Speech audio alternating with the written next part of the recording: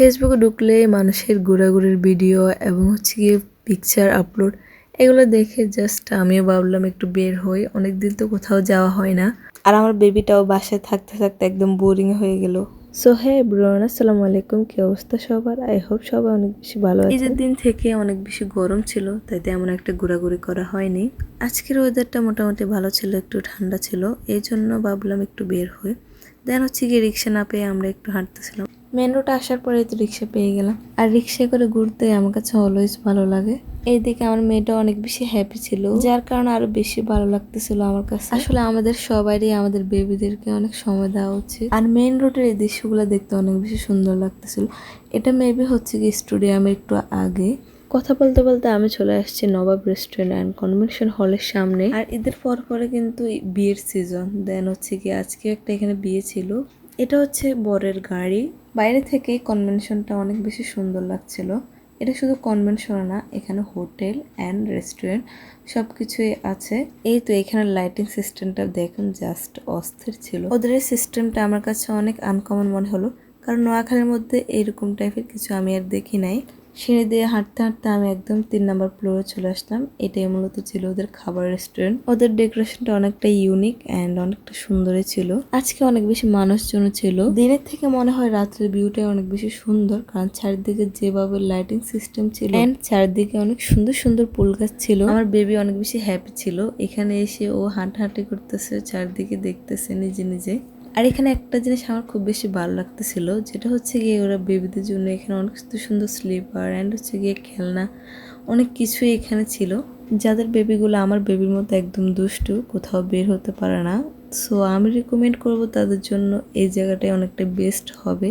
আমি আগে থেকেই জানতাম যে এখানে বেবিদের খেলার জন্য একটা সুন্দর প্লেস দেওয়া আছে। আমি কিন্তু আমার বেবিকে বেশিক্ষণ এখানে রাখিনি, কারণ যেহেতু এই প্লেসটা ছাদের উপরে, অনেকটা গরমও ছিল। দেখেন আমার বেবি কি সুন্দর খেলতেছে, সাথে একটা বেবিও ছিল।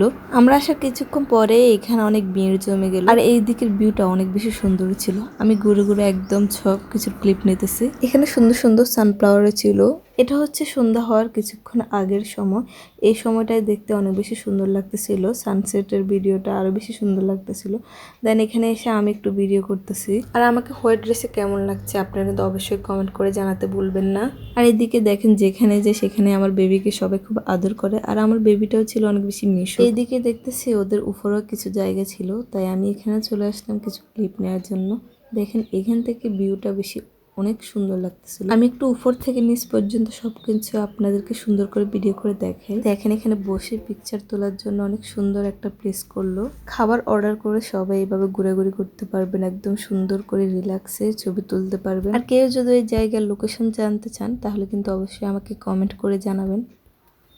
আমরা দুপুরবেলা খাবার খেয়ে বের হলাম, তাই আর বেশি কিছু অর্ডার করলাম না। খাবার অর্ডার করার পর এখানে এসে দেখলাম একটা সুন্দর দোলনা, উপরে একদম বাটারফ্লাই সিস্টেম ডেকোরেশন করা। এইদিকে অনেকটাই সন্ধ্যা হয়ে আসছে, তাই ভিডিওটা এতটা সুন্দর আসতেছে না, একদম কালো কালো দেখাচ্ছে। আর এই তো এখানে আমাদের খাবার চলে আসছে। এখানে ছিল বাটার নান অ্যান্ড এটা ছিল চিকেন তন্দুরি মেবি।